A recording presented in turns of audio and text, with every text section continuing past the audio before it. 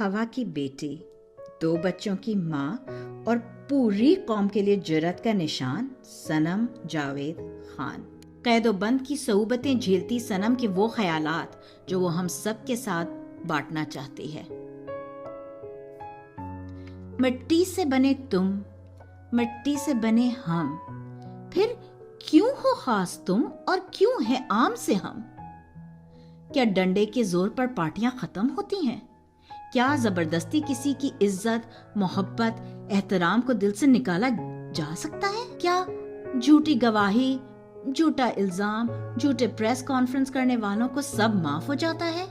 हमारी तरबियत पर सवाल करने वालों ने एक 70 साल के आदमी साबिका वजीर आजम को धक्के मारने वालों की तरबियत पर सवाल किया या एहतजाज पर क्यों गए? हमसे ये सवाल पूछने वालों ने क्या ये पूछा कि लोगों के घरों की दीवारें फैलाने, दरवाजे तोड़ने का रिवाज किसने डाला? क्या हमारी जबान पर सवाल करने वालों ने ये पूछा कि ये कैसा आजाद मुल्क है जहां अपनी मर्जी से बात करने की भी आजादी नहीं? मेरी जबान मेरी मिल्कियत है, किसी की जागीर नहीं। मेरी जबान मेरी मर्जी।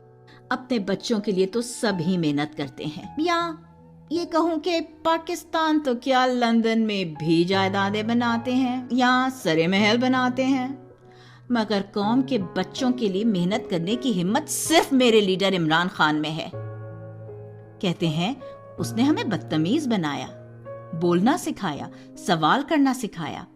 तो तुम्हें क्या गूंगी, बहरी, जहनी माजूर कौम चाहिए थी जो हर बात पर सिर्फ यस सर कहती रहती?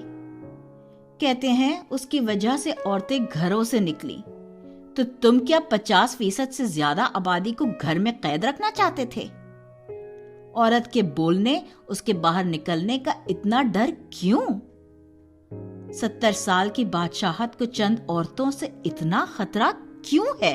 मैं हमेशा सोचती थी कि क्यों खान साहब इस कौम के लिए ख्वार हो रहे हैं, वो क्यों इन लोगों के लिए इतनी मेहनत कर रहे हैं, वो क्यों इस कौम को शऊर देना चाहते हैं, वो क्यों इस कौम को अपने हक के लिए बोलना सिखाना चाहते हैं, वो क्यों बाहर अपने बच्चों के पास नहीं चले गए, उन्होंने आसान जिंदगी क्यों नहीं चुनी, वो क्यों इस मुल्क में बैठे हैं, वो क्यों इस कौम को आजाद देखना चाहते हैं।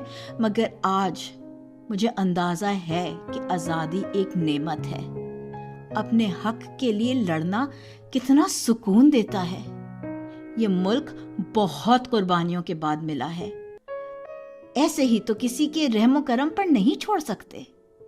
आज मुझे फख्र है कि चाहे जैसे भी हालात हों, मेरा लीडर मेरे मुल्क में बैठा है।